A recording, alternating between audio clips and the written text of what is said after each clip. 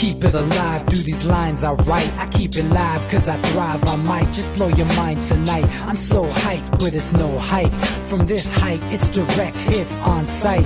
I'm your type, lend me your ears to show you that there's something in me. I'm not giving up, I'm standing right here, holding these days hostage. And I'll make this my year. We turning fear into love, and the love's in the air. I love doing this cause nothing compares. Nothing can share that same type of feeling when you feeling them flares. They can't catch it, it's havoc. I rip to a tear, switch the scenario on stereos, I leave them impaired. Variables start to change and they're all in my range. I just gotta grab it, it's all mathematics. Every step is drastic, I make it fantastic. I'm trying to take your breath away.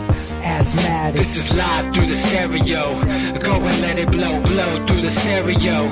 I'ma let them know through the stereo. Yo, here we go through the stereo, stereo. This is live through the stereo. Go and let it blow, blow through the stereo. I'ma let them know through the stereo. Yo, here we go through the stereo, stereo. Yeah, just nod your head with it. So explicit and vivid. Every image is intricate, intimate. I put my all into it. No scrimmage and no rules. I'm a pro tool. Hear my heartbeat beat into the vocals. I'm so loco, lost my mind, oh no. It's ponderoso, dope, so no overdose, cause it's dope, yo. Man, this is house grown, mixed with some milestones. So I let the style flow down like the Dow Jones. Bringing it with some foul tones, letting the crowd know we getting loud, so it's eardrum rudiments. Yeah, we bring it rude again. Move, little hooligan. Music for tuning in, full time to the 10. I'm on my clock like I told you. I'm doing this for dreams we pursuing. But call this a reality because there's no illusion. That's how the song ends. Thank you all for tuning back in the Anti-Media Radio. Once again with your host Nick Burnaby here on ucy.tv and the antimedia.org/radio. Happy to be back alive and well on this Monday. I was about to say Wednesday. No, it's Monday. How could I forget? First day of the week. Well, second day of the week, depending on how you look at it. December 18th, 2017. What a time to be alive. A lot of stuff happening. And we're going to talk about some interesting stuff tonight. And pretty tired of talking about politics, to be honest. It's just Trump this, Trump that, Trump this. I look on Google News every morning when I wake up, and it's just the top 5 stories are about Donald Trump and the stupid bullshit that he's getting us into. Sorry for the people who are directly affected by Donald Trump's policies, including people on the receiving end of U.S. foreign policy on the other side of the world, and the people who are going to be affected by the tax deal that he's setting up. Everyone's surprised that a bunch of rich white dudes are cutting taxes for rich white dudes. I'm not surprised at all. Tax cuts. Everybody needs a damn tax cut. The working class needs a damn tax cut. We just got our taxes raised here in California with the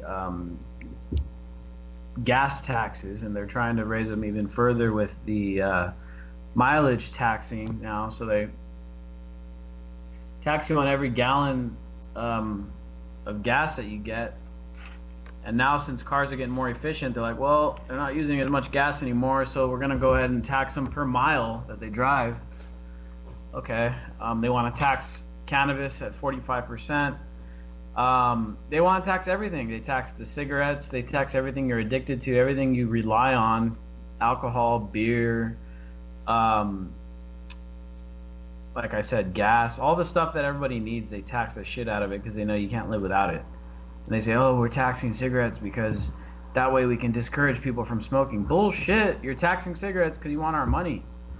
And all these taxes are regressive as shit. I mean, do you think a millionaire gives a shit if, oh, we're taxed for every mile we drive now? That's an extra, I don't know, 0.0002 of our income this year. Oh, that's so sad. Meanwhile, the poor guy that drives to work every day for $12 an hour, sits in traffic for 2 hours a day, he's actually paying a decent percentage of his income now to higher taxes with the gas. So, the taxes are very regressive in this country. The justice system is very regressive in this country. You think a millionaire gives a shit if he gets a DUI or a speeding ticket? Do you really think he gives a shit? If I was a millionaire and I had a fast car, do you think I would really care if I got pulled over for speeding and got, a couple $100 ticket? Big fucking deal. I'm a millionaire. Who gives a shit, right?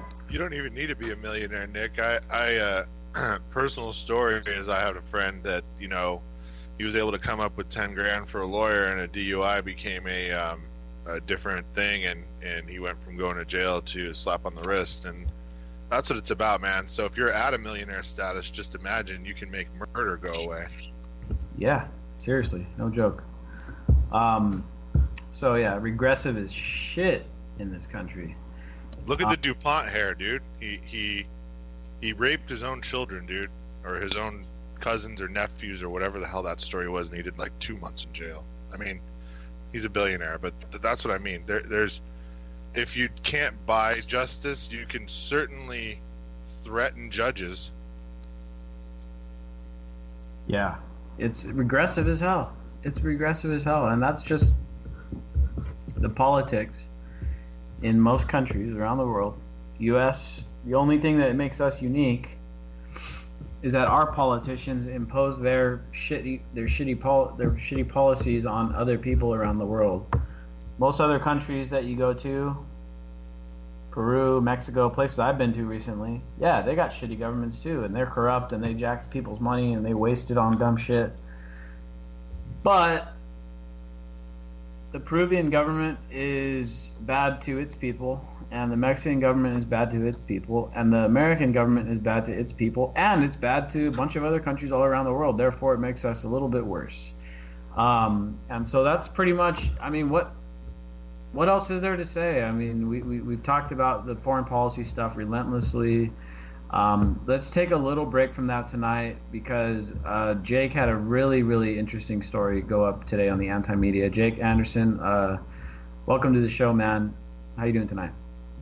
Pretty good, man. Just watching the crypto bounce and hitting the Star Wars forums pretty hard. Cryptocurrency and Star Wars, that's really my life. There you go. That's interesting stuff. And of course, DB Schwartz, welcome to the program, dude. Always great having you on. I went and watched the Star Wars movie the other day. I enjoyed it. I know there's a bunch of people that are talking, there's all the hardcore people that are like, well, it was not as pure as it should have been, and it's not. I fucking hated it. Yeah. Well, there you go. I liked it. I thought it was cool, but I mean, I like Star Wars. I've seen all the movies, but I'm not like one of those, super fans that wants it to be exactly chronologically accurate and, It doesn't have to be chronologically accurate. It has to tell a logical story where character motivation is continuous from one movie or one trilogy to the next. This movie's story choices just didn't make sense. Is this the first time? I haven't seen it yet. Is this the first time where you're like, all right, Disney made that? Yeah, no, it was totally a movie that was mathematically calculated to please the most amount of people in a way that they could sell products.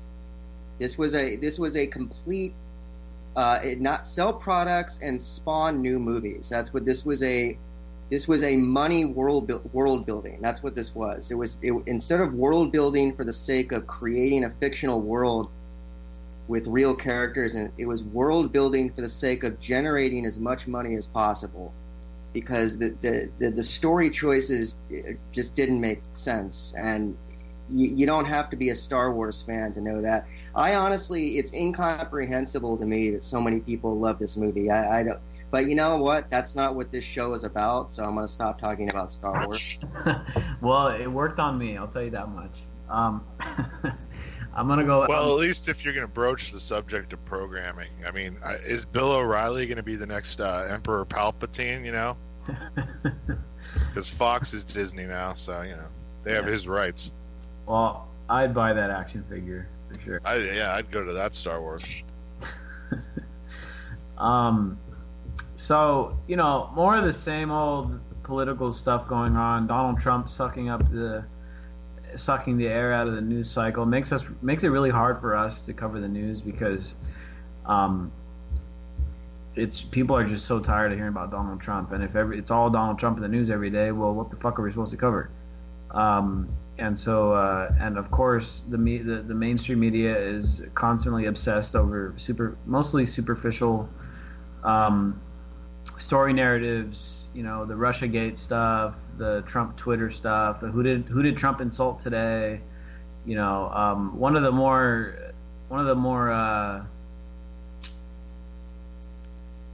bigger things that Trump has done recently is this recent move on Jerusalem and declaring Jerusalem the capital of Israel. I don't know enough of the history to really comment on whether that's right or wrong or whatever. What I do know is that it's basically lit a fuse over in that region where now a bunch of people, in fact, I saw one report where 6 children were killed in an Israeli airstrike in response to some rockets that were fired, which were in response to Donald Trump's, announcement that they're going to move the... Well, that wasn't very nice of them to preemptively fire those fucking whatever the hell they were. Yeah, it wasn't, right? And so, people are now dying now because of this crap, where Trump went and made this move, which I guess, Well, what if we give him East Jerusalem? Because that's what I've been reading is going to be the thing, is they're going to go with a 2-state solution and give him East Jerusalem.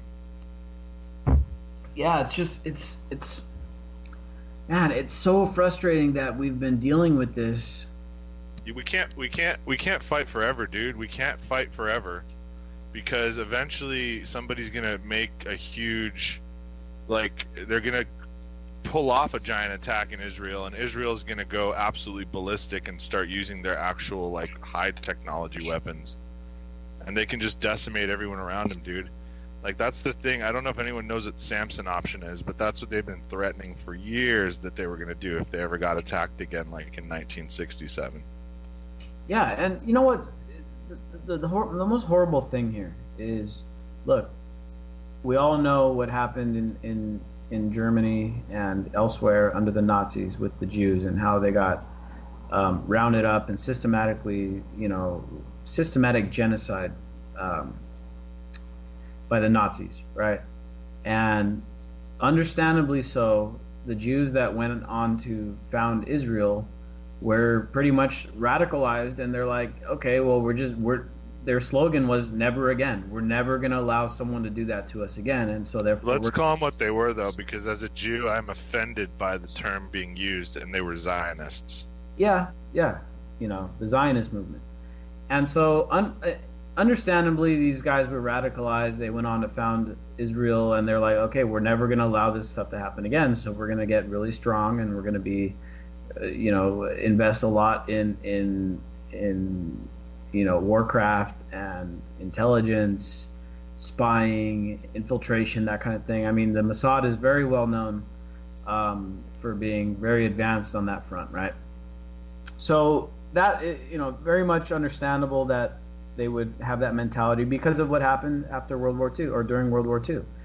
Now, unfortunately, instead of saying, you know what, we're never going to allow that to happen again, and we're going to not, we're going to help prevent it from happening to other people, unfortunately, what's actually happening now is there are definitely parts of the Israeli government that are intentionally systematically oppressing and killing and undermining the Palestinians, for instance, with the settlements and that kind of stuff, and just the constant barrages of airstrikes and bombings and the drone warfare. There's now a mechanized, the Israelis have a mechanized army that's robotic in many ways. We covered recently on the anti-media.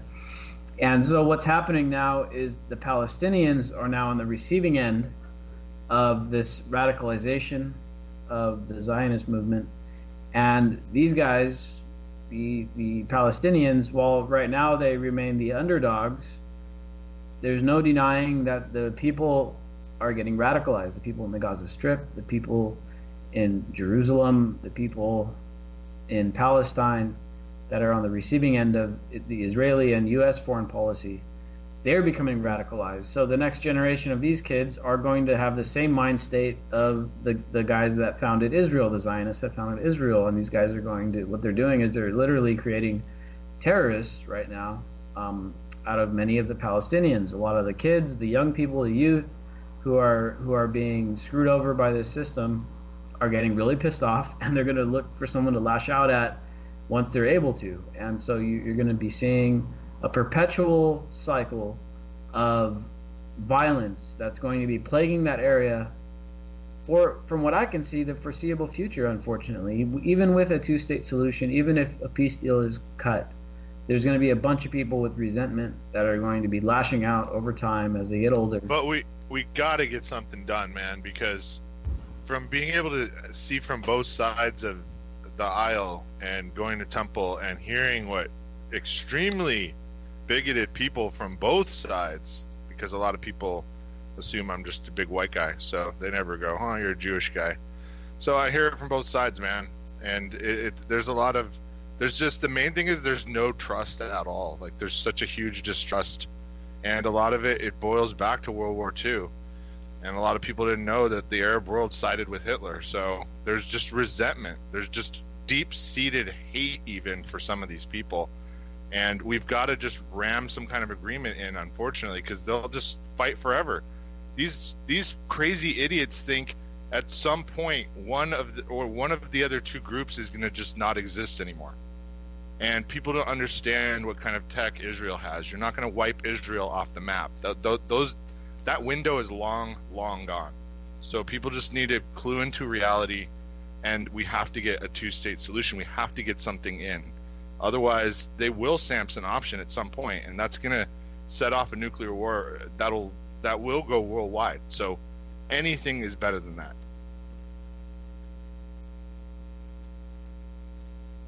You know, that's one of the things, is that there's just so much tension built up in that region, dude, that it's just, it really is just a powder keg. We like to say that. You can say that about different places around the world, but I mean, Israel is a genuine powder keg where there's a lot of stuff riding on what goes on over there. And this whole Jerusalem thing just is a knife in the back of any kind of peace movement. Now it's just going to prolong the violence, you know, push people further away from getting to a peace deal, and there's going to be rockets, and there's going to be, I'm assuming, suicide attacks, and there's going to be Israeli, you know, countermeasures, bombing, airstrikes, you know. What if they just give them the state? What if we just get it done? Yeah, I mean, you know, that's where the pressure should be. Like, this whole thing about, oh, first of all, in '95 is when this was made, this announcement. So that's, who is that? Is that Clinton? Yeah, so Clinton was in when Jerusalem was recognized. They just never officially did it. So that was on the books from the UN. But that was done in accordance with having a second state.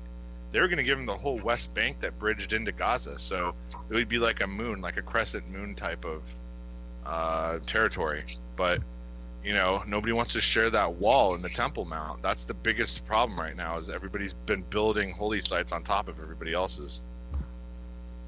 Yeah, that's one of the main sticking points there, is the Temple Mount. You know, it's the I've noticed this too about in other regions. You know, people like to build, I think they identify kind of sacred sites, holy sites, and then they rebuild the new religion on top of them, because, well, you know, for whatever reason, whether it's superstition, tradition, cultural reasons or whatever, or, you know, geographical reasons, they identify these old sites, the Temple Mount, which is, you know, the site of the original Jewish temples, and that, you know, the Muslims rebuilt their temple on top of it. Of course, the Islam is a offshoot of Judaism, you know, which is the thing that really is the most frustrating, is that these religions aren't that different. They're pretty similar, actually.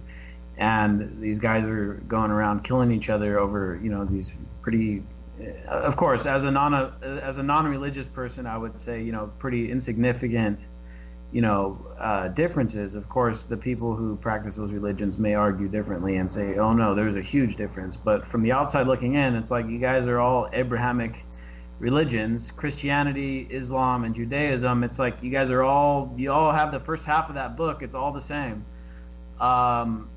and it's really, really frustrating and sad to see people killing each other over that stuff, and especially when religions are supposed to be built on love and setting a moral standard for human beings. The fact that these guys use it, they morph it in the very same way that like people like ISIS have morphed Islam. The Zionists have also morphed Judaism, and the Christians have morphed Christianity. Like, for instance, all of the presidents calling themselves Christians and going around killing people around the world. They've morphed it to just their own means and to use it to accomplish their own, more or less, geopolitical ends. And it really is sad. And all the people who are unfortunately, useful idiots for this whole, geopolitical agenda, all the Christians, all the evangelicals, all the Zionists and the Wahhabis and all that stuff, the people who have allowed themselves to become useful idiots, it's really sad for them, because they probably, I think a lot of them think they're actually doing good stuff, and I've seen people talking about Trump as if he's like restoring, Christianity, and yeah, we're saying Merry Christmas again in this country and all that stuff. It's like, oh, okay. But it's okay to kill people, though. Is that what you're saying? Because that's kind of what it sounds like you're saying. And it's like, oh, it is. Okay. Only the bad people, Nick. Yeah, only the bad guys. And our team knows how to choose the bad guys because we're the good guys. Well, if they were the good guys, they would have a central bank. I mean, come on. Right. So that's one of the bigger things that Trump has kind of lit off recently. I think we got a good article on net neutrality on the Anti-Media by Derek Bros, and the eventual argument there is that, and it's an argument we talk about here on the Anti-Media often, is that we need to build up a decentralized internet, peer-to-peer internet, where we don't have to rely on the federal government to provide net neutrality, and we don't have to rely on these corporate telecommunication monopolies to hope that they don't screw us and censor the stuff that we're able to see. I mean, both of those options sound actually pretty bad. Net neutrality seems like, okay, well, we're going to put the feds in charge of the internet, and not net neutrality is like, okay, well, we're going to put monopolies in charge of the internet. That sounds much better. No, actually, it doesn't. Neither one of those, to me, sound like a great deal. Maybe a temporary stopgap or whatever with net neutrality, but great article on by Derek Bros. What both sides are missing about the net neutrality debate makes the argument for a decentralized internet, kind of a mesh network that should be a publicly created, peer-to-peer created internet, and go about doing it in that way, and that way we don't have to have the feds doing net neutrality, and then we could undermine these internet monopolies, and so then we could kind of get past all that stuff, get past that argument, and that's where we got to go. Get politics out of the way. We don't want to fight for net neutrality and put the feds in charge of net neutrality, because then you're involving the politicians in our internet. The last thing we want, the thing we should be trying to do is get the politicians out of the way and getting the monopolies out of the way, both of them. And I get it. The people on the left are like, well, no, the corporations are bad, and let's put the government in charge. And the people on the right are like, well, no, the government's bad, let's put the corporations in charge. And I'm over here like, well, wait, you guys are both half right and you're both half wrong. Like, we should deal with the people. Don't want to be in charge, Nick. Well, they should. You and me do. We're yearning for it. I'm thinking of ways to try to get enough money to get myself off grid. Meanwhile, I just sent you guys the mega city plan that's going on. I see it going on right now where I'm at right now, where they're just funneling people into these mega high-rise, like mini apartments. I mean, it's gonna be two branches of humanity soon. One that wants to be free and the other that doesn't care. Yeah, unfortunately. I mean, is convenience worth your freedom to pursue the life you want? In other words, are you okay with paying about 50% of everything you earn over your life to extend an empire that's pretty much kept us in the dark ages as far as technology. Like if we didn't go disrupt governments everywhere worldwide, we'd be in space already. We'd be living on Mars, man. We'd be broadcasting this show from Mars right now. Imagine. Think of the money wasted, dude. What is it, $27 trillion already the DOD's saying now, and it's going up? I think it's going to end up being over $120 trillion they've siphoned over the last 70 years. Just think about that, people. That's $1.5 trillion a year. Half of our GDP. Every year they just squirrel it away. It's infuriating, dude. It's a huge waste. And they just renewed the other thing, another last politics thing tonight, I swear. Trump just reauthorized or signed the National Defense Authorization Act. Of course, there's some dubious stuff in there that we've gone over many times before, but $700 billion spending bill, mostly for military stuff. So the empire rolls on. Trump or not, Hillary Clinton or not, it don't matter. The empire goes on. And then we're expecting a big speech from Trump laying out some foreign policy objectives. Apparently he's going to label China a strategic competitor,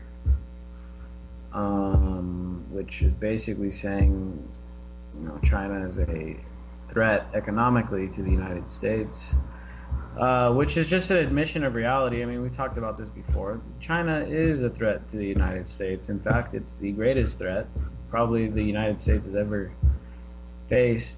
I mean, I don't know. The British Empire was kind of our buddies for a long time, and the USSR was overblown. I mean, that was a lot of the Cold War stuff was just fear-mongering to build budgets up for the military and build military build-up and make a bunch of money for these contractors and stuff. Looking at the numbers, the USSR was never actually nearly as strong as the United States. Their military was smaller, or less advanced, and their economy was half the size.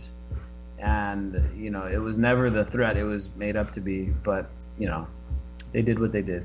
China, on the other hand, is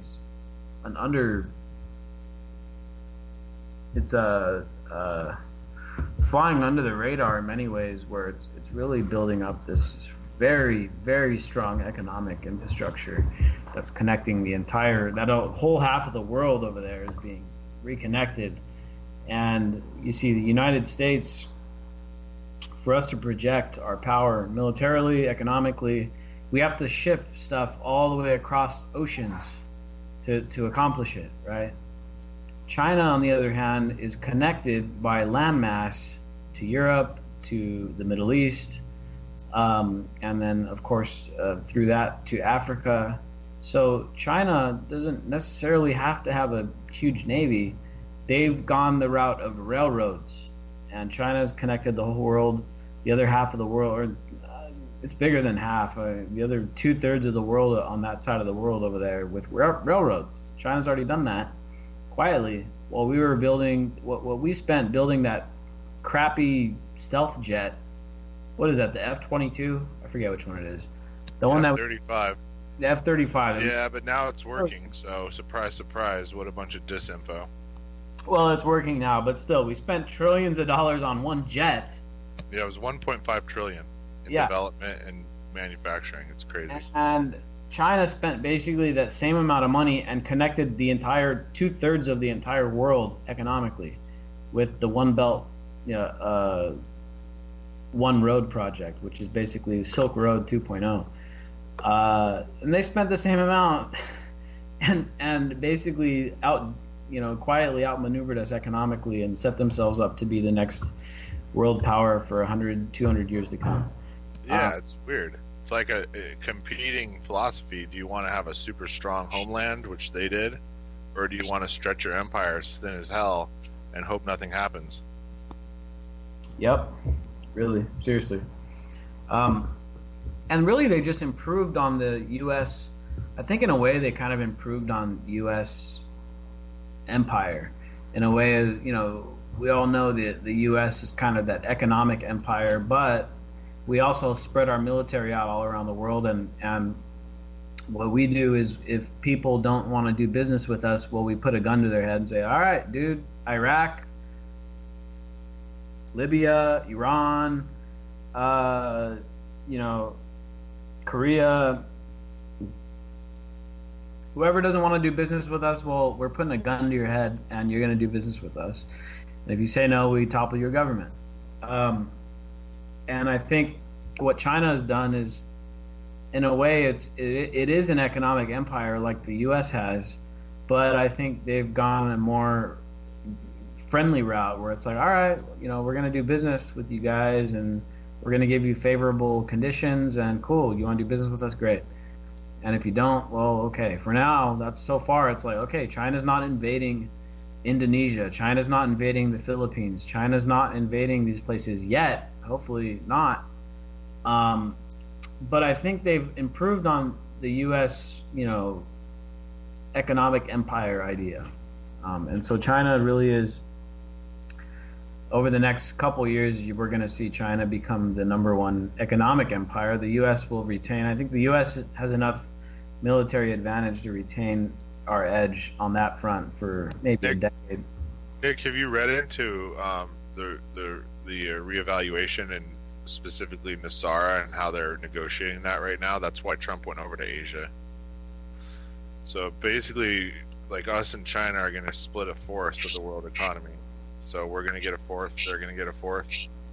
They're going to give 1/8 to Russia and 1/8 to Japan. And I think you understand what that leaves for the entire rest of the world. So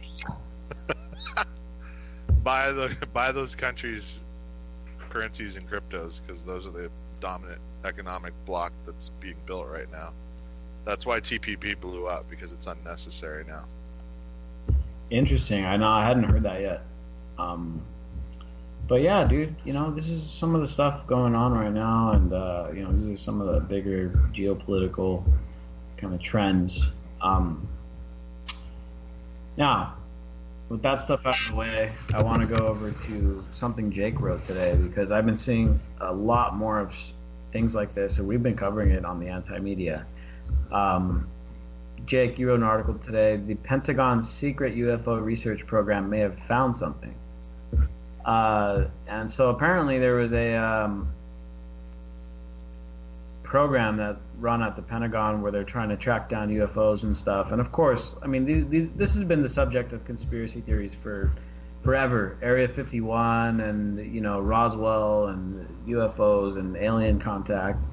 But is it just me, or have we been seeing more and more kind of mainstream acknowledgement, mainstream admissions, mainstream sources talking about the fact that there may be something, alien something or something, UFO something? The latest one, besides this article that we're about to talk about, was this cigar-shaped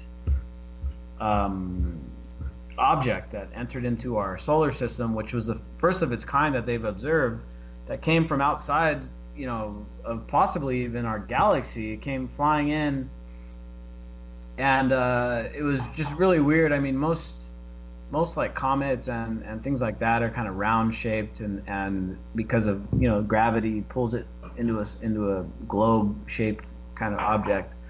This thing was like cigar shaped, and that itself was really weird.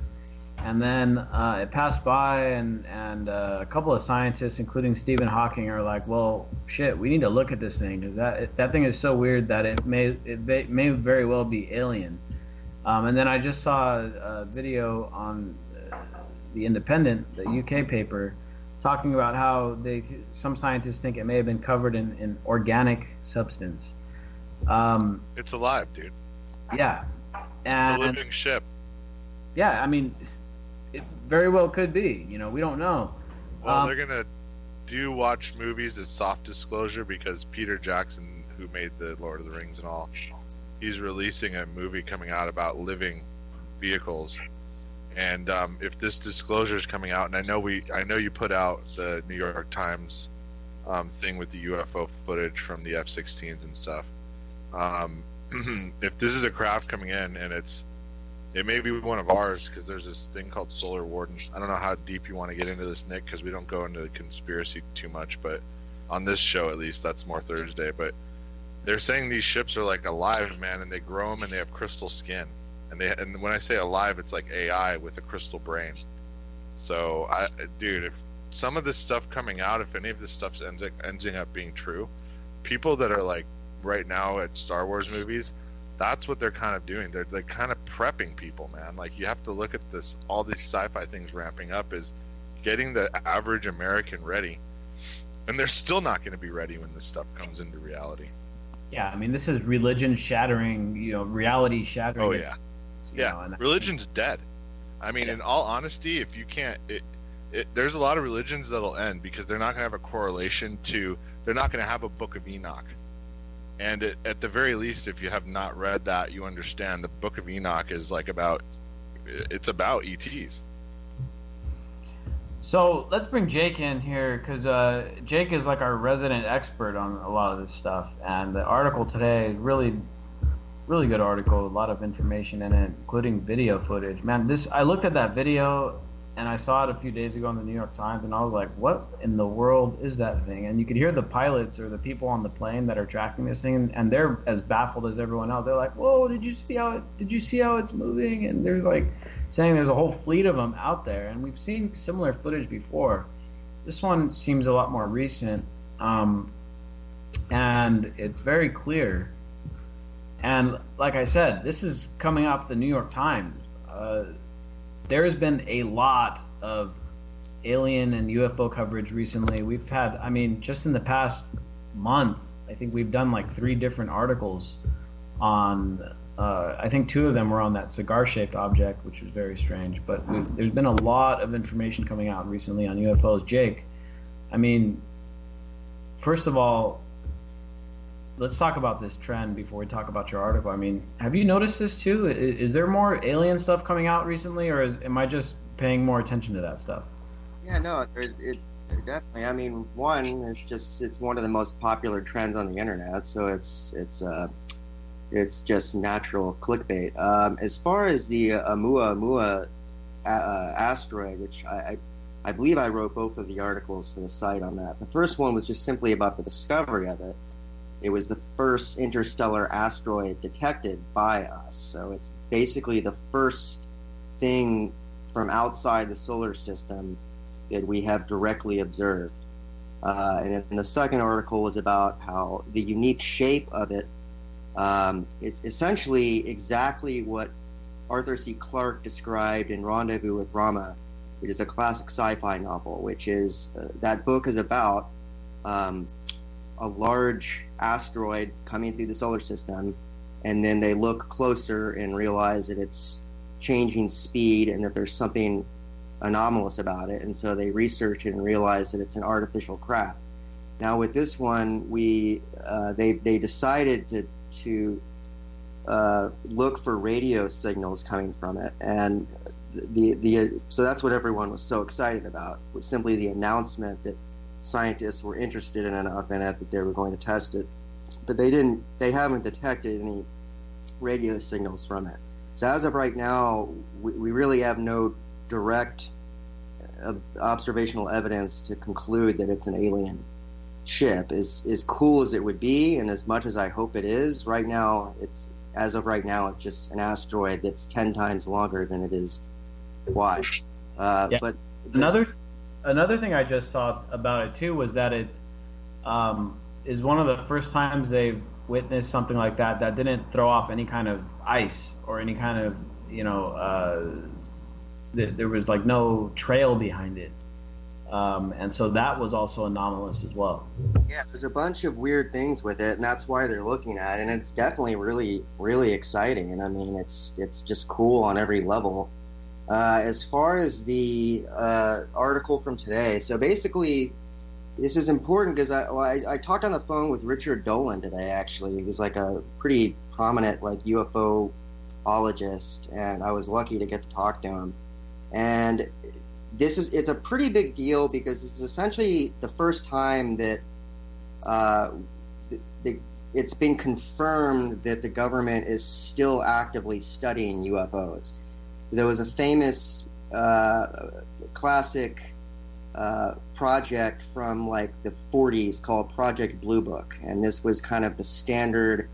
Government is researching UFOs to debunk them, and they concluded, okay, there's nothing here. But it's pretty much widely believed they had a preset conclusion, and they were going to debunk all UFO theories. Okay, since then, it's pretty much been a de facto practice by the government to deny that they're even researching it. It's ridiculous. There's nothing here. It's so ridiculous that we're not even researching it. Okay, well, as evidence mounts up year after year, decade after decade, thousands, tens of thousands of UFO encounters, some of them by military pilots. They seem to be centralized around military installations, almost as though there's some kind of intelligence that is keenly interested in the fact that the U.S. or that the world governments are developing these nuclear weapons and whatnot.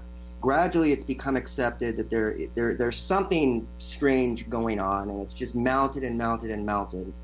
But the government just continued to deny it. So what this is essentially the first time that we've confirmed that they actually are still interested in it. As recently as 2007, they had a program for it. Now, so we were talking about that black budget earlier. Okay, so each year in the NDAA, there some of the, I think it's in the NDAA, I'm not for sure, but basically we spend a shitload of money every year on special access programs, our deep black programs, and these are programs that are completely blacked out to the public. We have no idea what the money is being spent on. In 2013, there was $52.6 billion just in that year spent on black programs. So what the New York Times article today, or from last week, said is that House Majority Leader at the time, 2007, Harry Reid, basically pushed for and got congressional appropriation of $22 million. Now, to be sure, that's a very small amount of money when looked at the larger aspect of Black Ops money. However, it was approved for the use of the Defense Department's Advanced Aerospace Threat Identification Program.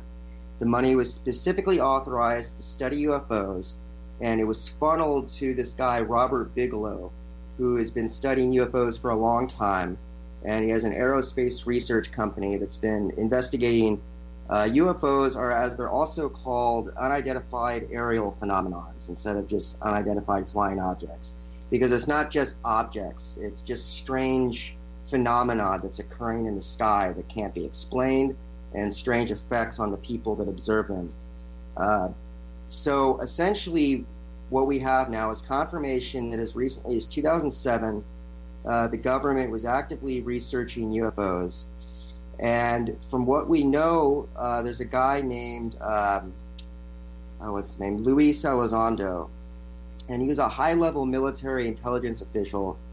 And through this guy, it's been claimed that there actually has been metal alloys that have been recovered from unknown crafts that have been collected. Now, none of this stuff can be confirmed because this is top secret as you can get. But the importance of this report is not so much that there is proof of an extraterrestrial, because there really isn't, because we can't get access to, they're not going to show us the alien, they're not going to show us the alien craft. What we know is that for years, when they said that we're not studying UFOs, they were lying. They have been studying them. They don't know what the hell is going on. They don't know what it is. You can rest assured that the strange thing that is boot scooting past an F-18 is not a Russian or Chinese craft. We better hope it's not, because that means they're way ahead of us. Whatever is eluding military pilots in the air is doing hair trigger turns at Mach speeds. These are things that are not current. This is technology that is not known about. We do not know what this technology is. The military does not know what this technology is. There's something going on that we don't understand, and we don't know what it is. So we don't know if it may not be an alien, but we don't know what the hell it is. And for that reason, the government is very interested in it. And a lot of people are kind of reopening this thing. In 2013, 40 researchers and military agency political persons did a citizens hearing on disclosure, and they petitioned the Congress to open up classified UFO documents.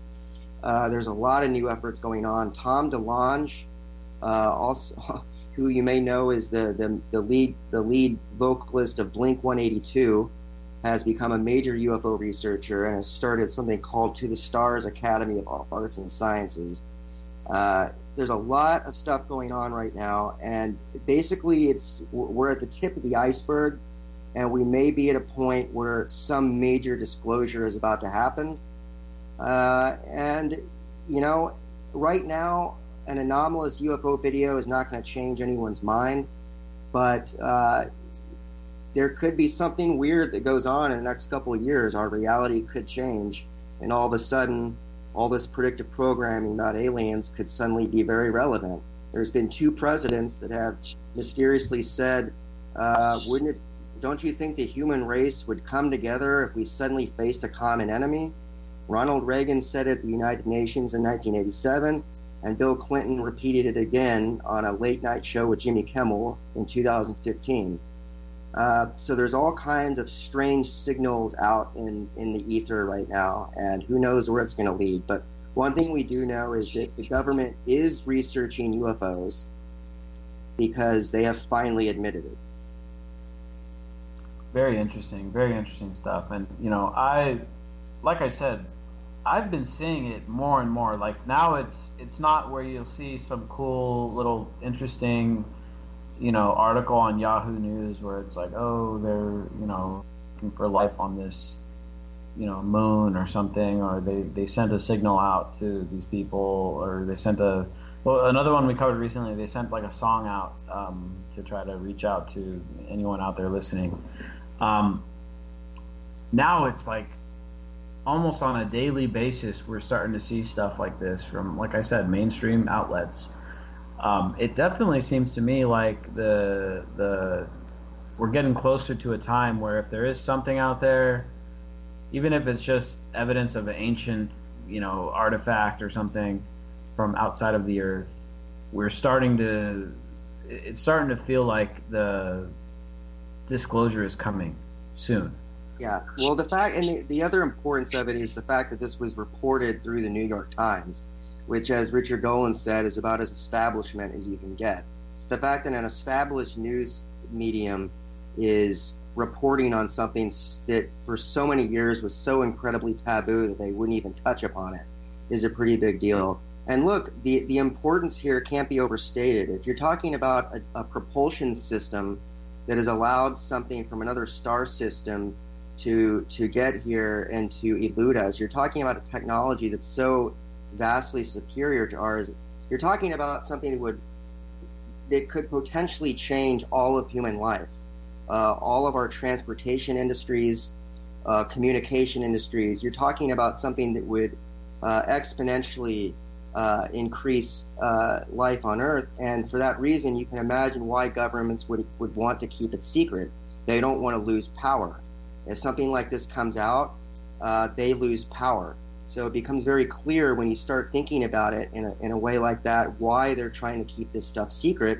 They don't think we can handle it, and they don't want the people, private industry. I mean, the government is probably 30 years ahead of private industry in terms of technology, because they could very well be reverse engineering stuff. That's being very conservative. It is being conservative, yeah. But the basic point is that, you know, we could be about to see a sea change here, and, you know, who could argue that we don't need it right now? Seriously. It's time to move ahead, and if there's different ways to travel, if there's different ways to move about, and if there's different ways to conduct ourselves with technology, now is the time to come out with it, because it's time for the human race to evolve a little. I mean, I'm at the point now where politics has become so hopeless, where I'm at the point where I'm like, I hope aliens show up and tell us we're all idiots. You know, oh, you guys are idiots. You're doing it wrong. You're killing each other for what? And here's how you really need to do it. And maybe here's a little enlightenment for you. Here's how life came about on this planet. So get your shit together. You know. So they show us a video of like prehistoric man evolving.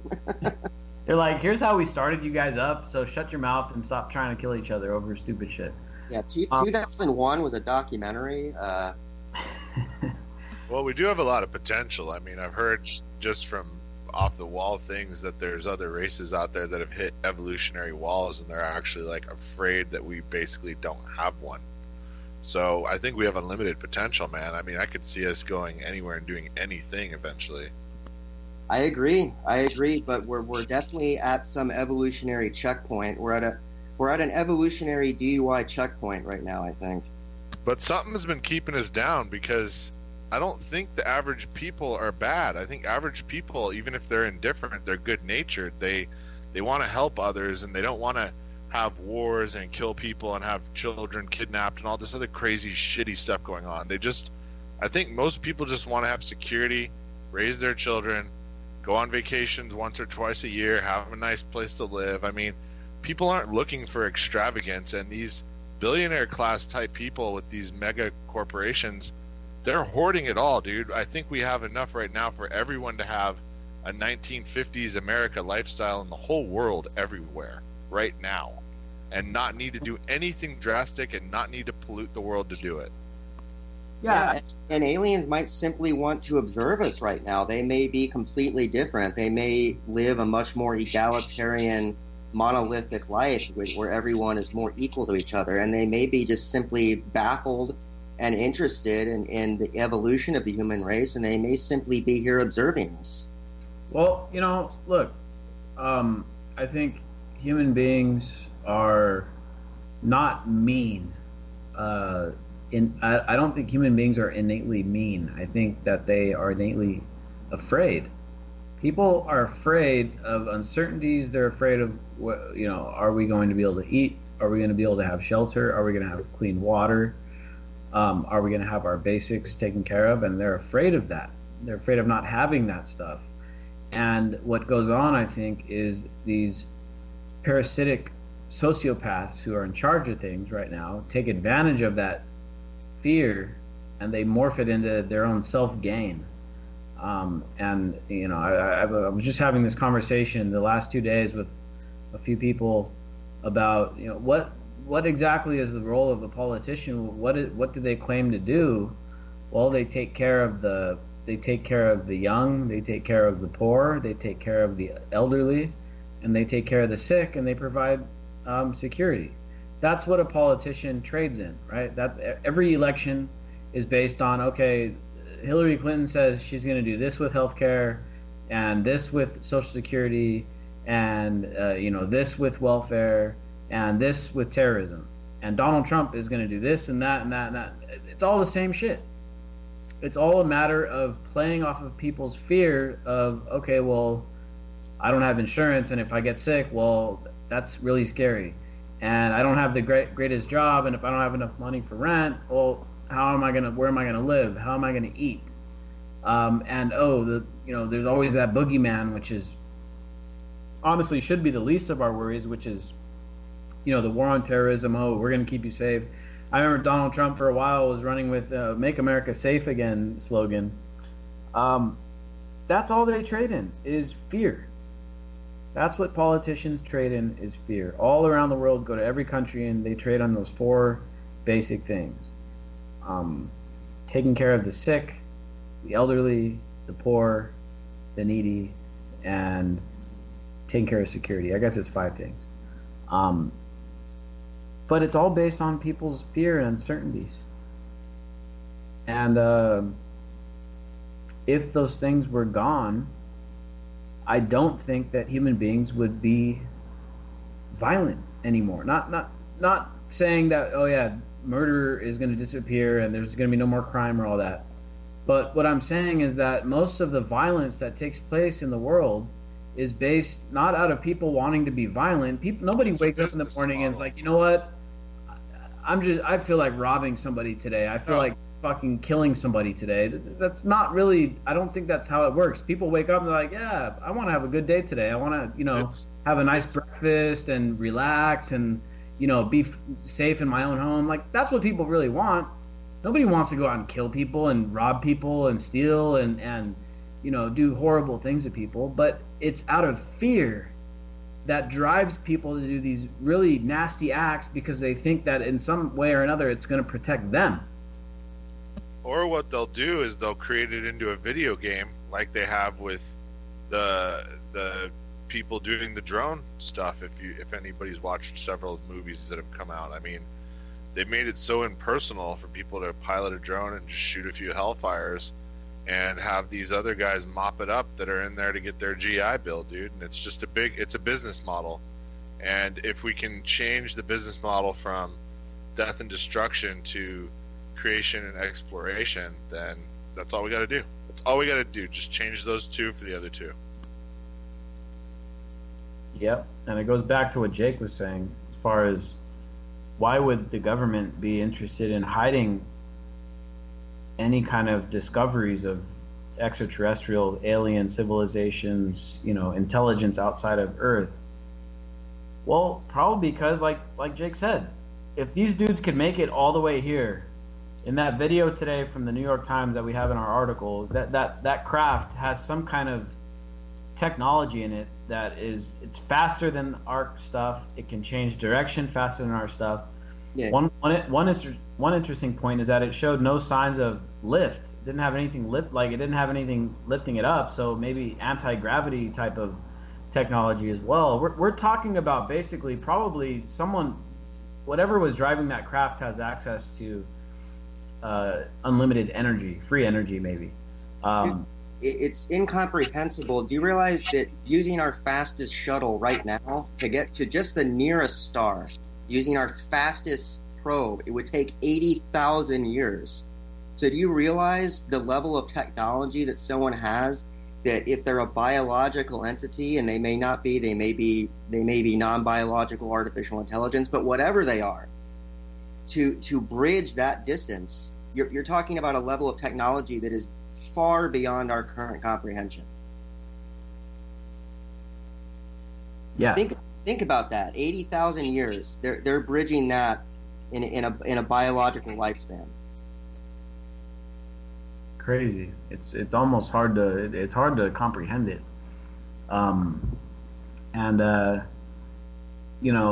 The other movies like Independence Day and that kind of stuff, where human beings come together and they fight against these, aliens and stuff. I mean, honestly, I really don't see that stuff as realistic.